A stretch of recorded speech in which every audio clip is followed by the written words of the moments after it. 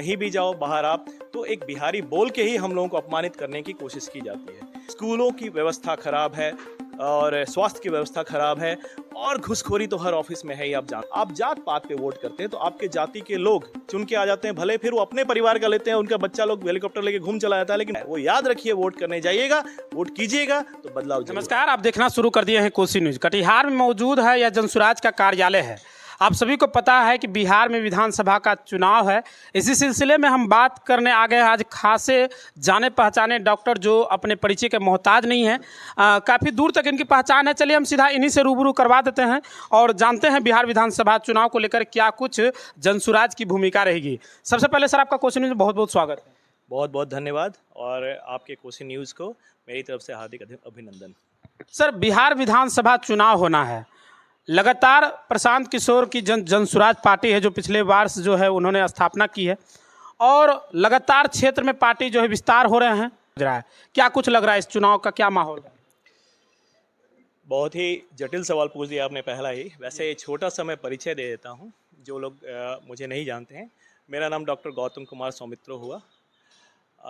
मैं यहीं का हूँ, बेटा हूँ, और बचपन से लेके ज़्यादा तक मेरी इंटर तक की पढ़ाई यहीं पे हुई है।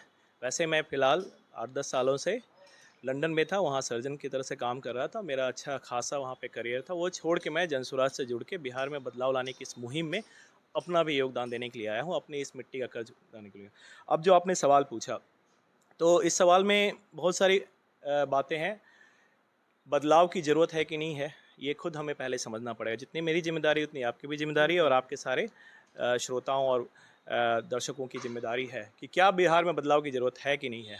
तो उसका जवाब तो हमें तुरंत ही मिल रहा है कि जब एक प्रदेश, एक राज्य जो 1950-60 के दशक में अग्रणी राज्यों में जाना जाता था, आज वो देश के सबसे पिछड़े राज्यों में माना जाता है। हम देते क्या हैं पूरे देश को? हम देते हैं मजदूर। और हम क्या देते हैं? हम यहाँ से हर साल कम से कम 10 बार 15 बार अलग अलग प्रणालियों में, अलग अलग कंपटीशन एग्ज़ाम में हम लीक करवाते हैं।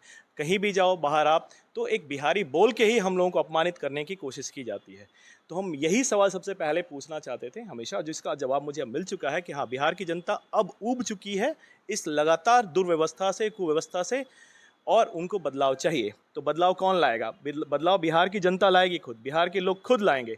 उसके लिए हमारे जिनको खुद एक परिचय के मोहताज नहीं है, वो प्रशांत किशोर जी ने एक मुहिम चालू की थी बिहार में, एक जनसुराज के हिसाब से, जिन्होंने शुरू में घर घर जाके, गांव गांव जाके, पंचायत जाके उन्होंने वहाँ के लोगों को जागरूक करने की कोशिश की कि कैसे बदलाव लाएंगे। हम अब तक जिस बात पे वोट करते आ रहे हैं, उस पे वोट करते आने के कारण ही हमारे ऊपर आज इस तरह के शासक बैठे हुए हैं कि 35 साल से एक तरह के ही नेता राज कर रहे हैं। भले ही अपना और अपने परिवार वालों का पेट भर ले रहे हैं भ्रष्टाचार से, लेकिन बिहार की जनता जस के तस पड़ी हुई है। ना शिक्षा की व्यवस्था है, गरीबी तो गरीबी जितनी है ही, भुखमरी है ही, उसके अलावा नदी कटाव, जल जमाव इस एरिया में लेकर स्कूलों की व्यवस्था खराब है और स्वास्थ्य की व्यवस्था खराब है और घुसखोरी तो हर ऑफिस में है ही, आप जानते ही हैं। कोई नहीं सुन रहा। अब हमें बिहार में बदलाव के लिए ज़रूरत है और बदलाव पहले नहीं किया सकता था क्योंकि कोई विकल्प नहीं था। अब हमारे पास जनसुराज के नाम पे एक विकल्प है। जब भी प्रशांत किशोर कहीं जाते हैं पदयात्रा के दौरान, वो कहते हैं कि आपने जिस चीज़ के लिए वोट किया, चाहे राशन के लिए वोट किया तो राशन मिला, जिस चीज़ के लिए भी वोट किया, इस बार बच्चों के लिए वोट कीजिए। हाँ, ये प्रशांत किशोर जी की मुहिम का सबसे मेन मुद्दा था कि हम लोगों को बताएं कि किस मुद्दे पे आपको वोट करना चाहिए, और उनको सिखाने का तरीका ये था कि जो आप मांगते हैं उस पे आपको मिलता है। यानी कि आप यदि वोट करते हैं मंदिर बनेगा उसके नाम पे, तो आपको मंदिर मिला। आप वोट करते हैं कि हमें राशन पानी मिलना चाहिए, तो भले ही 1-2 किलो निकाल के 4 किलो अनाज तो आपको मिल ही आता था। आप जात पात पे वोट करते हैं तो आपके जाति के लोग चुन के आ जाते हैं, भले फिर वो अपने परिवार का लेते हैं, उनका बच्चा लोग हेलीकॉप्टर लेके घूम चला जाता है, लेकिन बाकी समाज का वो भी मिल गया आपको। आप जिस चीज़ पे वोट करते हैं वो आपको मिलता है। और फिर हम सवाल पूछते हैं, क्या कभी भी अपने बच्चों की शिक्षा और रोजगार को ध्यान में रख के वोट किया है? तो सब जानते हैं कि हम लोगों ने कभी नहीं वोट किया। वोट के आगे पीछे या तो हम जो बात कर रहे हैं 3-4 मुद्दों पे बात होती है, कभी बीजेपी से डर के लालू यादव जी की पार्टी को, कभी लालू यादव जी से डर के बीजेपी को, और बाकी जात पात और ये अनाज के मुद्दे पे वोट करते हैं। लेकिन यदि हम ये सीख जाएंगे, हम उनसे बोलेंगे कि हमें शिक्षा चाहिए, हमें रोजगार चाहिए, इस बात पे हम वोट करेंगे और वो नहीं मिलेगा तब आप देखिएगा। तो कहने का मतलब है कि इस बार हम सबसे यही बोल रहे हैं कि अपने बच्चों का चेहरा देखिए कि बिना शिक्षा, बिना ठीक से खाए पिए, बिना स्वास्थ्य के आपका वो जो चेहरा है वो याद रखिए, वोट करने जाइएगा, वोट कीजिएगा तो बदलाव जरूर आएगा। प्रशांत किशोर 30 तारीख को आ रहे हैं कटिहार के मनिहारी। प्रशांत किशोर जी सीमांचल को बड़े ही ध्यान से देखते हैं, उनकी बहुत ही उनका उम्मीद है कि सीमांचल में जन सुराज के विचारों को, जिस बात पे हम बात करते हैं कि आमूलचूल बदलाव लाना है हमारे व्यवस्था में, सत्ता परिवर्तन से कोई ज़्यादा कुछ होने वाला नहीं है, लेकिन व्यवस्था परिवर्तन होना चाहिए। शुरू से ही हमने उनकी इस आवाज़ में बुलंदी से उसमें हमने सहयोग किया है। उसी हिसाब से लेके, यदि अब बहुत बिजी हैं, वो बहुत जगह पे जाके कर रहे हैं, लेकिन फिर भी उन्होंने अपने बिजी शेड्यूल में से थोड़ा सा समय निकाल के कटिहार के लिए रखा है। कटिहार में मनिहारी वो जाना चाहते हैं कि बहुत कम ही होंगे जो बड़े पार्टी के लीडर जाके मनिहारी में कोई एक सभा करते हैं, ताकि उन लोगों को भी बता सकें, आमना सामना हो वहाँ की जनता का प्रशांत किशोर से प्रत्यक्ष रूप से, ताकि वो अपनी बातें कह सके और प्रशांत जी भी अपने जो जन सुराज की मूल विचारधारा है उसको दे सके और लोगों को वहाँ पे उत्साहित कर सके। 5 मुद्दा को जो है जनसुराज उठाए हैं, चाहे युवा की प्लान को लेकर बात हो या महिलाओं को कम ब्याज दर पर ऋण दिलाने की बात हो, बुजुर्गों को जो है 2000 देने की बात हो, कई सारे ऐसे चीज़। हाँ, ये देखिए, जैसे मैंने शुरू में बताया कि एक पढ़ा लिखा होने के नाते मेरी एक जिम्मेदारी होती है कि मैं आपको यदि कुछ बताऊं कि मैं जनसुराज से ही आपको जुड़ने के लिए क्यों बोल रहा हूं, तो इसमें कम से कम मेरी ही सत्यापन की बात हो जाती है कि मैं कह रहा हूं, डॉक्टर गौतम कुमार जो इंग्लैंड से पढ़ लिख के हैं, भले ही इसी मिट्टी के हैं, लेकिन कह रहे हैं जनसुराज को, तो किसी और पॉलिटिकल पार्टी की तरह झूठ मूठ की बातें नहीं कर रहे हैं। तो पढ़ा लिखा होने के नाते मैं ये कह रहा हूँ कि जनसुराज चाहता तो और भी पार्टियों की तरफ 50 और वादे कर सकता था, लेकिन हमने 5 संकल्प रखे हैं। जो आपने सर ने बोला कि मुद्दे की बात है, हम उसको संकल्प कहते हैं। 5 ही संकल्प अभी रखे हैं और इन संकल्पों को इस तरीके से ही सामने लाया गया है जिसके बारे में हम लोगों ने अध्ययन किया है कि क्या ये किया जा सकता। बिहार एक गरीब प्रदेश है, हम शुरू से बोल रहे हैं, तो उतनी ही वादे की जा रही है जितनी वादे हम हमारे जो बजट में हमें अलाउ करता है।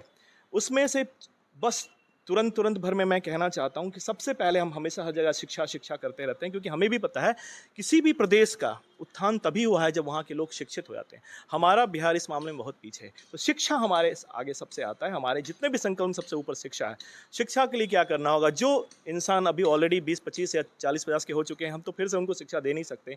हमने ये प्रण लिया है कि 15 साल से कम उम्र के गरीब बच्चों को विश्व स्तरीय यानी कि बेहतर शिक्षा दी जाए फ्री ऑफ कॉस्ट। और जब तक ये सुविधा हम लोग यहाँ के सरकारी स्कूल में नहीं ला पाए, तब तक हम उनको प्राइवेट स्कूल में ले जाएंगे और वहाँ पे सरकार यदि जनसुराज की आती है तो वो आपका खर्चा उठाएगा। दूसरी बात है रोजगार।